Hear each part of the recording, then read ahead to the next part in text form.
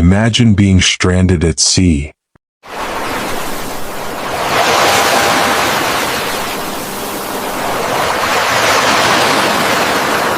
Not for days, not for weeks, but for over a year.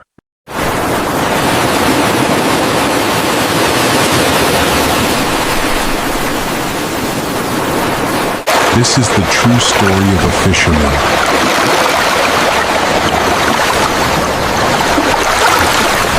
Who spent 438 days adrift in the Pacific Ocean and lived to tell the tale.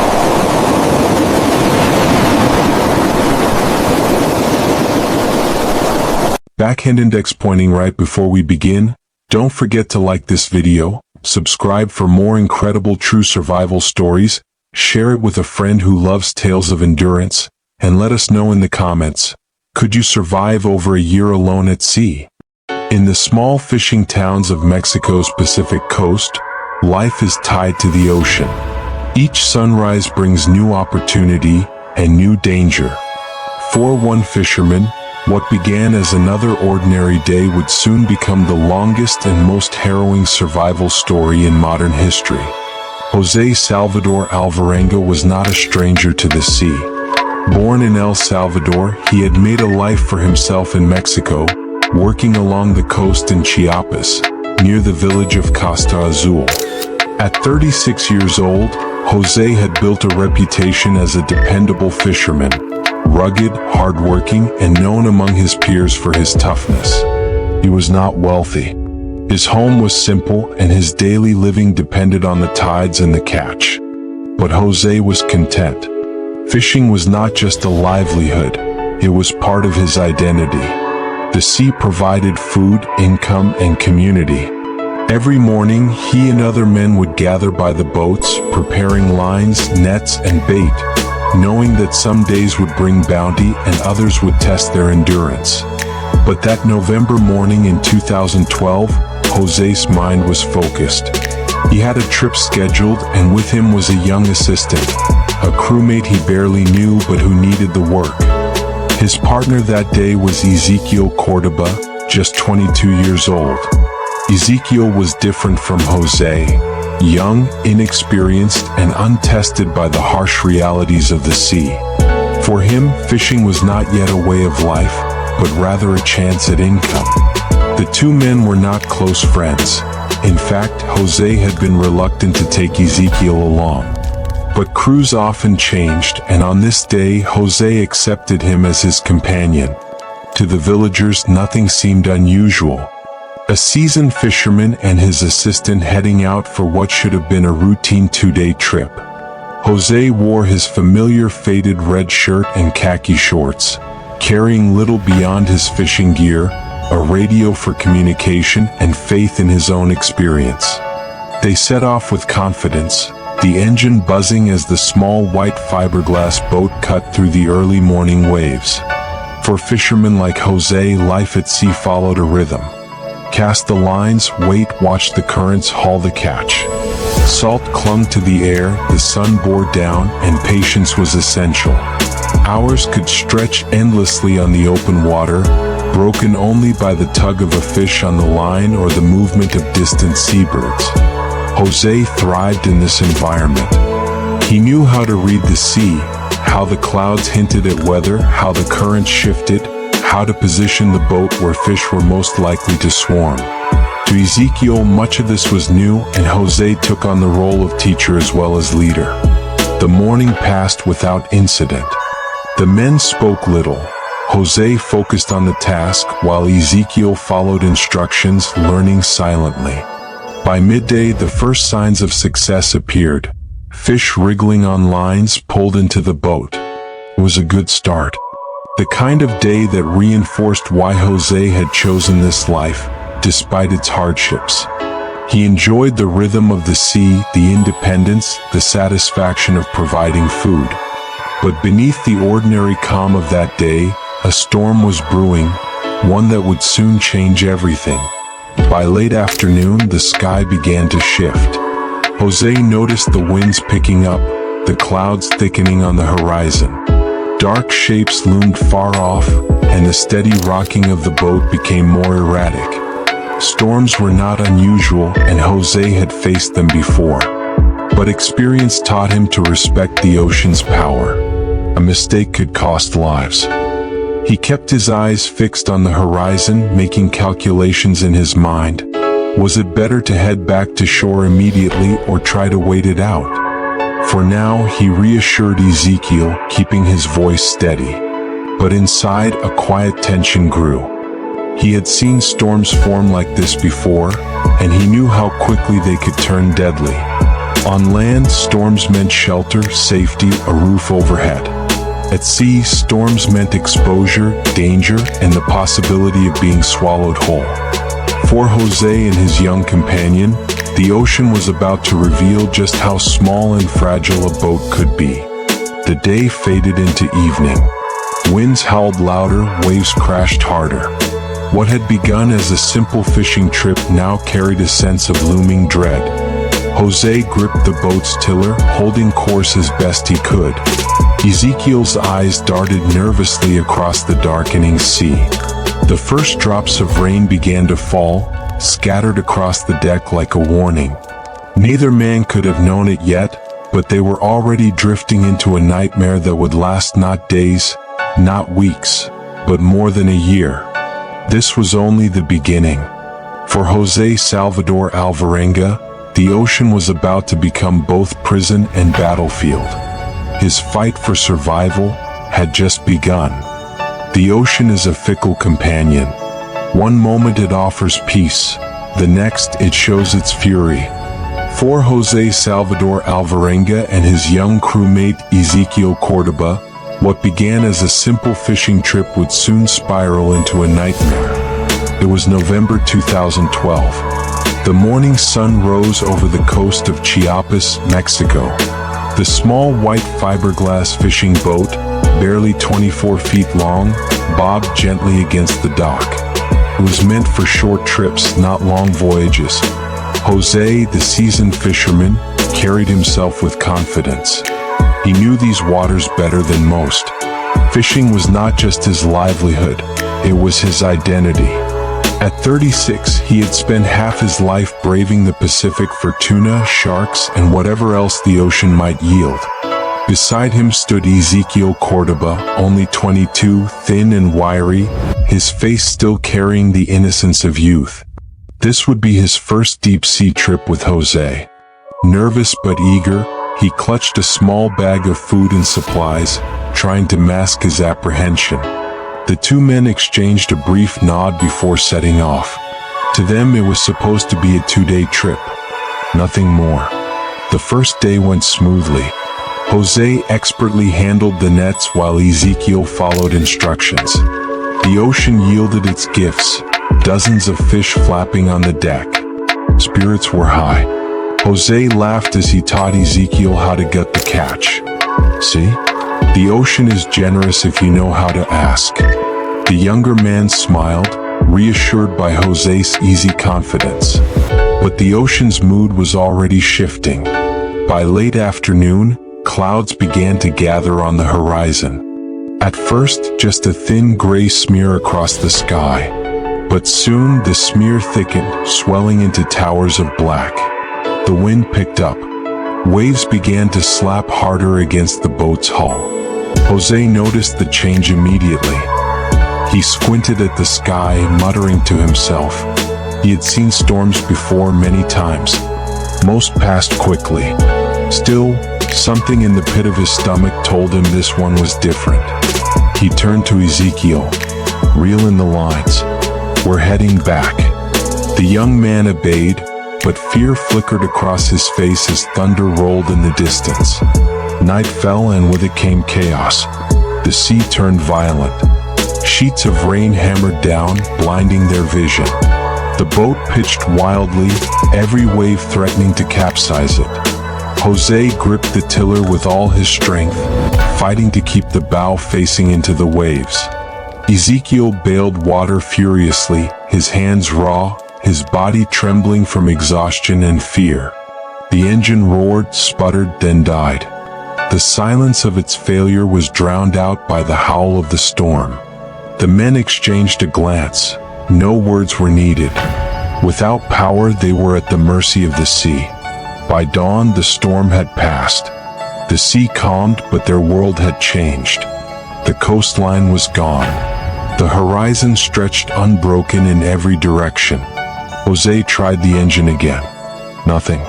He checked the radio. Dead. They were adrift. At first, José reassured Ezekiel. "We'll be found. The others know where we left from. We'll drift a bit, but we'll be back on land soon." But as the hours passed, and then days, unease began to gnaw at them both. The ocean had taken control. With no engine, no radio, and no way to navigate, José and Ezekiel were now prisoners of the current. What had begun as an ordinary fishing trip had become a fight against the vast, unforgiving Pacific. As the sun dipped once more into the sea, José looked at Ezekiel and said softly, "We have to be strong. The ocean will test us, but we cannot give up." Ezekiel nodded, though his eyes betrayed the fear within him. Neither of them could have imagined the true length of the trial that awaited. The storm had passed, but its damage was permanent. With no engine, no radio, and no control, José Salvador Alvarenga and his crewmate Ezekiel Cordoba were now captives of the Pacific. Their fight for survival had only just begun. The sea was strangely calm. After hours of violent chaos, the quiet felt almost cruel. The boat floated aimlessly, its bow shifting with the current. The air was heavy with salt and the faint smell of diesel. José examined the engine again. He worked methodically, his hands blackened with grease. He pulled at the starter, adjusted wires, tried every trick he knew. Nothing. The motor was dead. Ezekiel sat slumped against the side of the boat, water dripping from his hair, his eyes empty. He looked to José for answers, but José could only shake his head. They checked their provisions. A small icebox with a few sodas, some water bottles, bread, instant noodles, and a handful of snacks meant to last just 2 days. José frowned. He knew what this meant. If they weren't rescued quickly, survival would demand more than rationing. "We'll stretch this out," José said, trying to sound confident. "Someone will come looking." Ezekiel forced a smile, but doubt lingered in his eyes. The first 2 days passed with hope. They watched the horizon endlessly, scanning for the shape of another boat. Every glimmer of light became a possibility. José built makeshift signals, waving shirts, laying reflective surfaces on the deck to catch the sun. But no one came. The ocean was vast and they were invisible. By the 4th day, food began to dwindle. The bread was gone, the last noodles eaten. Water nearly finished. Ezekiel grew restless. "I'm starving," he muttered, staring at the waves. José, more seasoned, tried to stay calm. "The ocean gives food. We'll find it." Using his bare hands, José reached into the sea and managed to grab a small fish. He slammed it against the deck, then gutted it with a knife. The men ate it raw. It was not pleasant. The meat was slimy, the taste bitter, but it kept them alive. For water, they held their mouths open when rain drizzled from the sky, catching drops on their tongues. When rain stopped, thirst clawed at their throats. By the end of the first week, reality set in. No rescue had come. No boats had passed. The coastline was a distant memory. Ezekiel stared at the horizon, his face pale with dread. What if no one finds us? José looked at him firmly. Then we survive. We fight. The ocean won't take us unless we let it. But deep inside, José knew the truth. Survival was no longer about waiting. It was about enduring. The sea had claimed them. With each passing day, supplies vanished, hunger grew sharper, and thirst more desperate. Hope began to fray. And yet, this was only the beginning of a journey that would last more than a year. As the days stretched into weeks, the Pacific stopped being a backdrop and became a predator. Hunger gnawed at their bodies. Thirst scorched their throats. And the two men learned that to live, they would have to cross boundaries few ever dared to face. By the second week, José had established a rhythm. Every morning he scanned the horizon for ships. Every afternoon he fished with his bare hands or improvised hooks. Every evening he prayed for rain. When small birds landed on the boat, José pounced, wringing their necks with practiced efficiency. He tore the feathers and shared the raw meat with Ezekiel. The taste was foul, but it was fuel. Turtles became their greatest prize.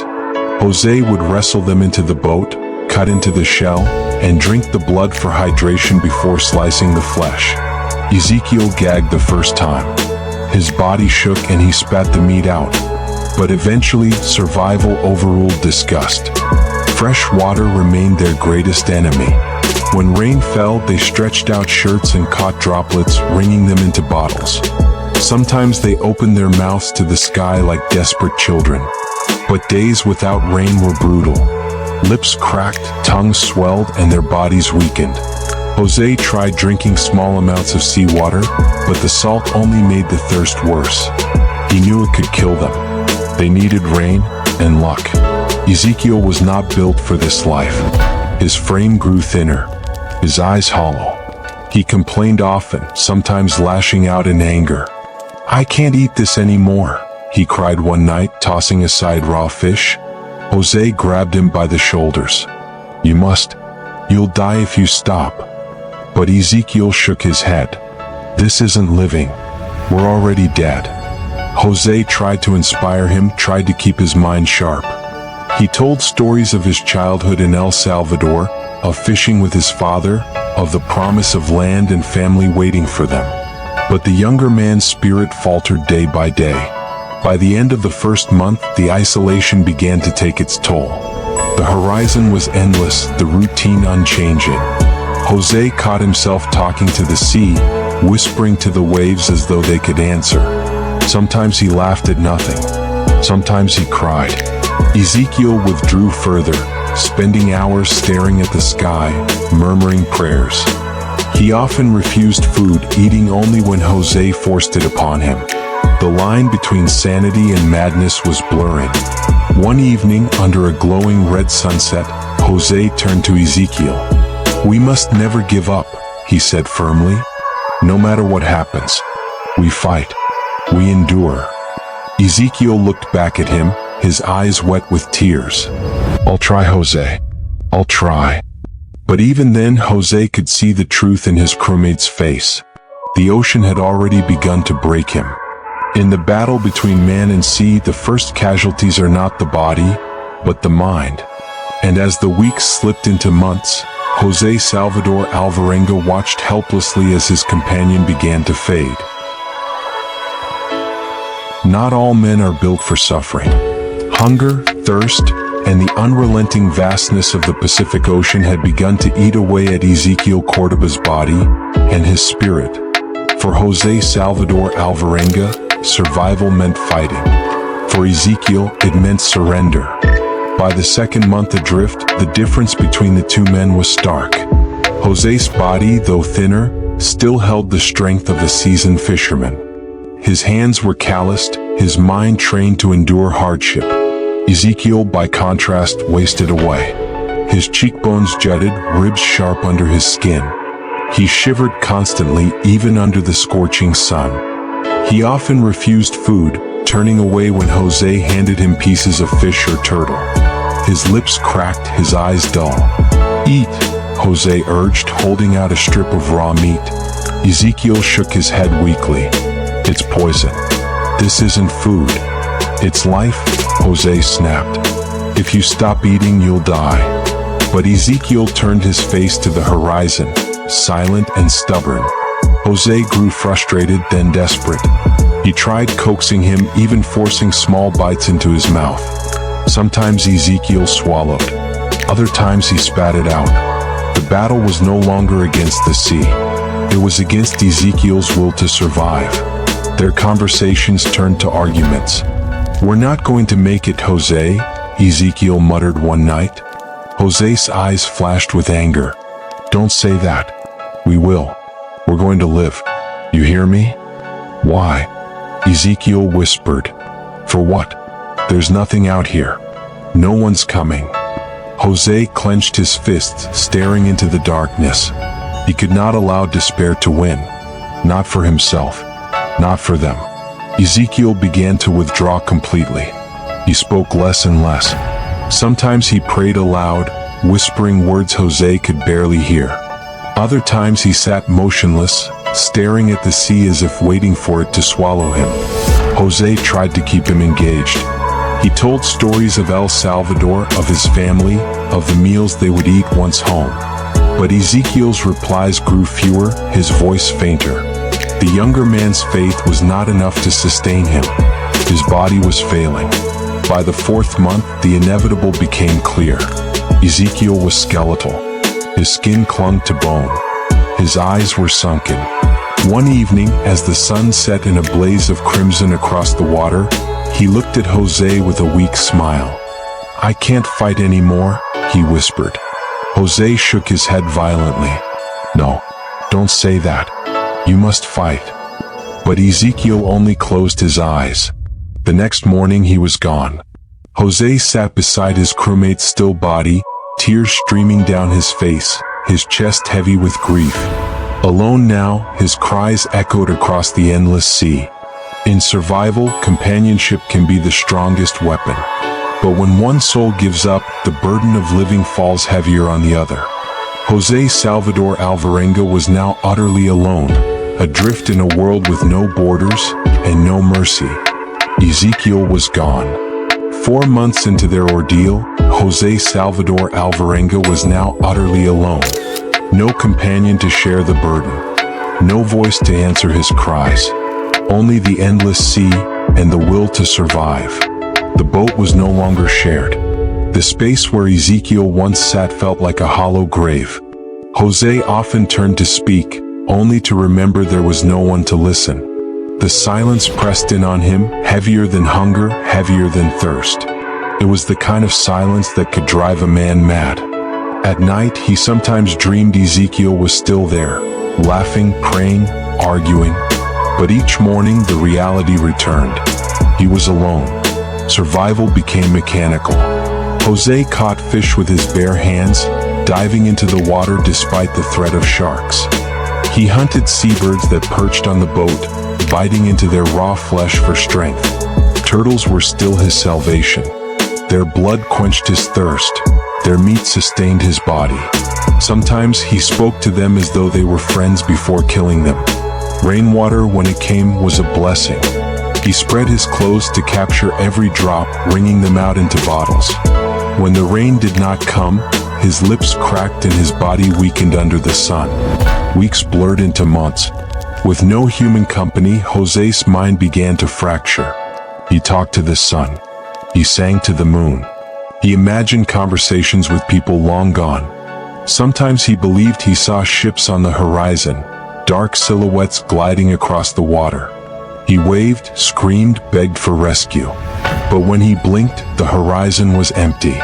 Madness stalked him like a shadow, and every day was a fight to keep it at bay. The ocean itself remained a predator. Sharks circled his boat, drawn by the smell of blood when he butchered fish or turtles. Their fins cut through the water, black and menacing. Once, Jose slipped while hauling a turtle aboard and nearly fell into the sea. A shark's fin broke the surface just feet away. His heart pounded as he scrambled back into the boat. He knew one mistake could end everything. Through it all, Jose clung to one belief: he must live. He thought of his parents back in El Salvador. He thought of friends he had left behind in Mexico. He thought of life beyond the horizon. Every day he prayed, sometimes in whispers, sometimes in cries. God, give me strength. Don't let me die here. Though grief and madness threatened him, something deeper kept him going. A stubborn willpower. A refusal to surrender. Alone on the vast Pacific, Jose Salvador Alvarenga faced storms, hunger, thirst, and madness. But the greatest battle was within himself. For in the silence of the sea, survival depends not only on the body, but on the strength of the soul. By now, José Salvador Alvarenga had spent more than half a year adrift. His body was weak, but it was his mind that was most at risk. Isolation became a prison, and the sea a mirror for his fears. The line between reality and imagination began to blur. The endless sameness of the ocean eroded José's grip on reality. Days passed without change, water, sky, and silence. Then came visions. He swore he saw ships gliding just beyond reach. Lights in the distance, voices carried on the wind. He waved, screamed until his throat was raw, only for the horizon to remain empty. Sometimes he saw islands rising from the sea. Palm trees, huts, even children playing on the beach. His heart soared, only to collapse when the vision dissolved into mist. José began to talk to people who weren't there. He told stories to Ezekiel as though he were still alive. He imagined friends, family, strangers, anyone to fill the silence. He laughed at his own jokes, argued with invisible voices, sang to an audience that existed only in his mind. For a time it eased the loneliness, but deep down he knew he was drifting toward madness. Hunger gnawed at him constantly. In his dreams, he feasted on roasted meat, fresh bread, fruits dripping with juice. He awoke with his mouth watering, only to find raw fish and turtle again. He dreamed of his mother's cooking in El Salvador, the warm tortillas and soups she made. Those dreams kept him alive and tore at him with every awakening. The sea seemed to play tricks on him. Birds would land, then vanish when he reached for them. Fish swam close, then disappeared as if mocking his desperation. At night, the stars blurred into strange shapes. Sometimes he thought they spelled messages meant just for him. Other times they seemed like eyes watching from above. The ocean was no longer just water. It became an endless riddle, taunting him with hope and despair. Despite the madness, José clung to one anchor: prayer. He prayed every morning, every night. Sometimes for strength, sometimes just for company. In his darkest moments, he whispered, "God, if this is my test, help me endure it." Prayer did not end his suffering, but it gave him something the sea could not take: faith that he was not entirely alone. Adrift on the Pacific, José's mind wrestled with the hallucinations of a world he longed for. But in the storm of madness, one fragile flame endured: hope. And as long as hope lived, so did he. Months passed. José Salvador Alvarenga had survived storms, hunger, and solitude. Yet the ocean remained both his enemy and his provider. With every wave it offered life and threatened death. There were days when the sea was generous. Fish leapt into his hands and birds perched long enough to be caught. He gorged himself on raw flesh, filling his empty stomach. But soon came famine. The ocean would fall silent for weeks. No birds, no fish, no rain. His body shrank. His skin clung to bone. Each breath felt heavier than the last. The cycle repeated: sudden abundance followed by crushing scarcity. José learned the rhythms of the ocean. He studied the flight of seabirds, knowing they meant land, or at least life, was near. He watched the stars to guess his direction, though he drifted wherever the current carried him. He became part of the sea, thinking like a predator, waiting like prey. Survival was no longer luck. It was instinct sharpened by desperation. The sea's danger was constant. Once, while diving for fish, José felt something brush his leg. He surfaced just in time to see a shark circling. His heart thundered as he scrambled back onto the boat, trembling. Another time, a sudden storm nearly capsized his tiny vessel. Waves crashed, tossing him like a rag doll. He clung to the boat with all his strength, praying as the ocean threatened to swallow him whole. Despite the danger, José began to thank the sea. He spoke to it as though it were alive. When it gave him food, he whispered thanks. When it spared him in storms, he offered prayers of gratitude. The sea was cruel, but it was also the only reason he still drew breath. To keep track of time, José marked days in his memory. Weeks became months. He wondered if anyone in the world still searched for him, or if they had accepted he was gone. But he refused to surrender. "As long as I wake up," he told himself, "I will fight another day." The ocean punished him, yet it sustained him. It broke him, yet it kept him alive. For José, every wave carried both death and salvation. And through it all, he clung to one truth: he was still alive. By now, José Salvador Alvarenga had been drifting for nearly a year. His body was weak, his beard long, his clothes reduced to rags. But though the ocean had stripped away nearly everything, it could not take the one thing that mattered most: his will to endure. José looked into the water and barely recognized himself. Sunken eyes, hollow cheeks, skin burnt and peeling. The man staring back seemed a ghost, half alive. But inside, a stubborn flame still burned. "I am not finished," he told himself. "Not yet." To fight despair, José created routines. He woke with the sun, prayed, searched for food, and scanned the horizon. At night, he whispered stories to himself, memories of childhood, fishing trips, family gatherings. Sometimes he laughed at the memories, other times he wept, but he never stopped telling them. These stories reminded him that he was still human, not just a shadow drifting on the sea. There were moments when he wanted to give up, when the hunger grew unbearable, when his body ached, when the silence screamed too loudly.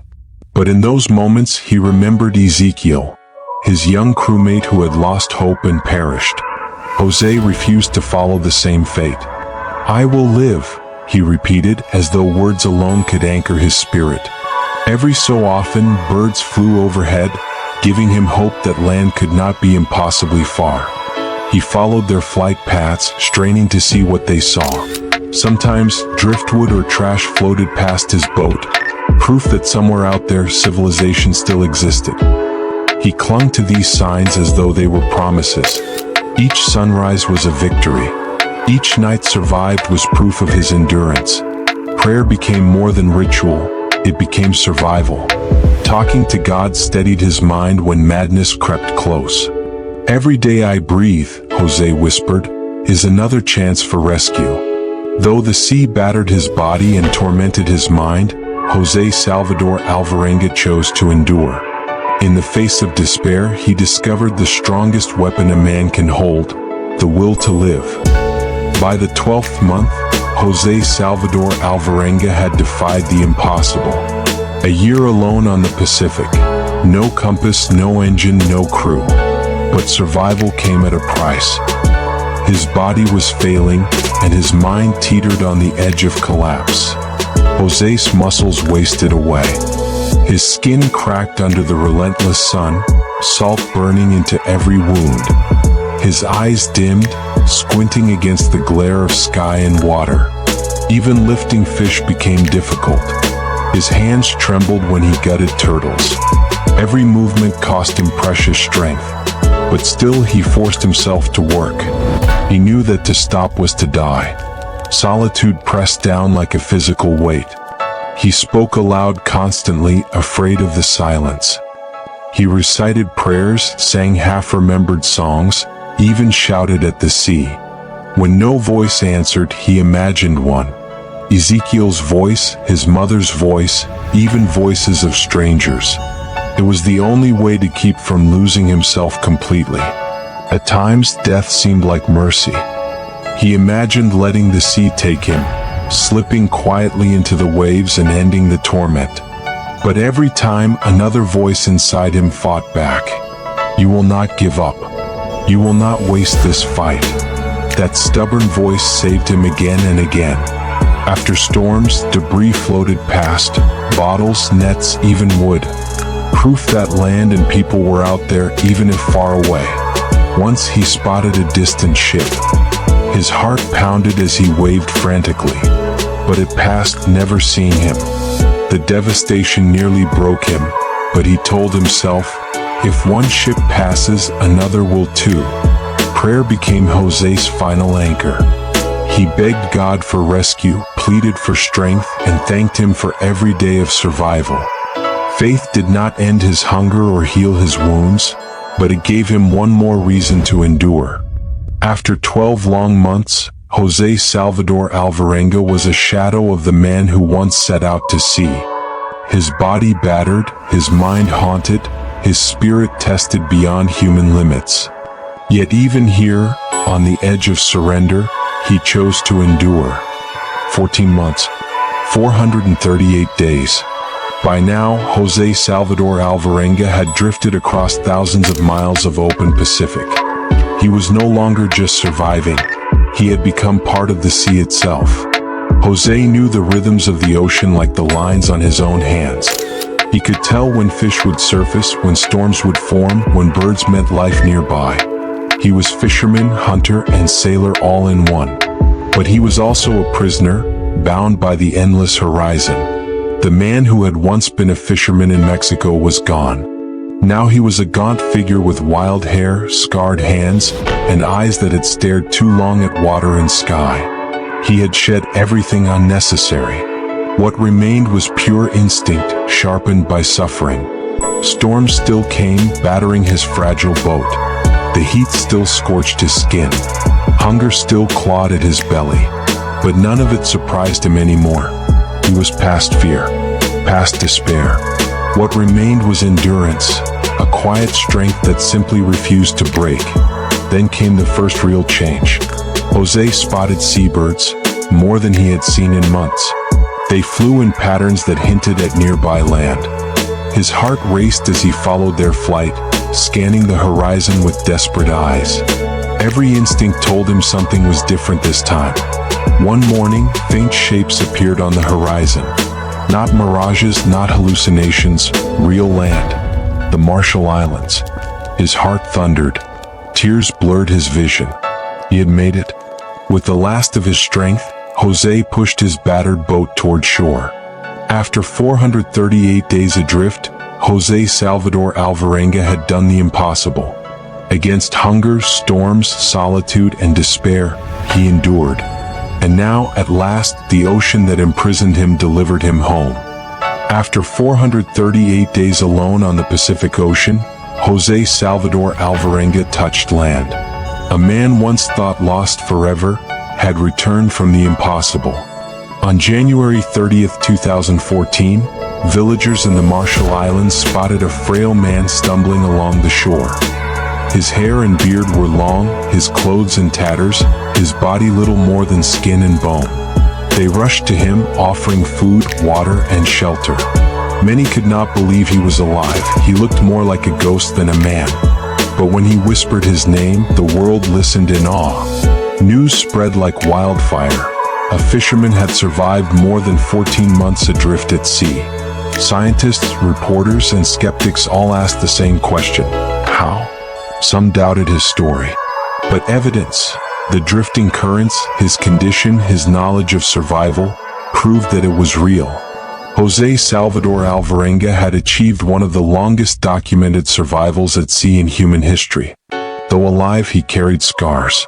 The trauma of solitude, the memory of Ezekiel's death, the endless nights under the stars, they never fully left him. But he also carried wisdom. He had seen the worst of the ocean and the best of the human spirit. In interviews, José said simply, "I prayed every day. I chose life. I was not going to give up." Those words became a beacon, not just for survivors, but for anyone facing struggles. José's ordeal was more than a survival story. It became a symbol, proof that the human will, when tested, can defy even the ocean itself. José Salvador Alvarenga drifted across the Pacific for 438 days. His body was battered, his spirit tested, his mind pushed to the edge. But he chose life. His story reminds us all, no matter how endless the storm, no matter how empty the horizon, hope is still worth holding on to. If José's incredible survival story moved you, don't forget to like this video, subscribe to the channel, turn on notifications, and share this story so others can be inspired by his journey. And tell us in the comments, what would keep you going if you were lost at sea?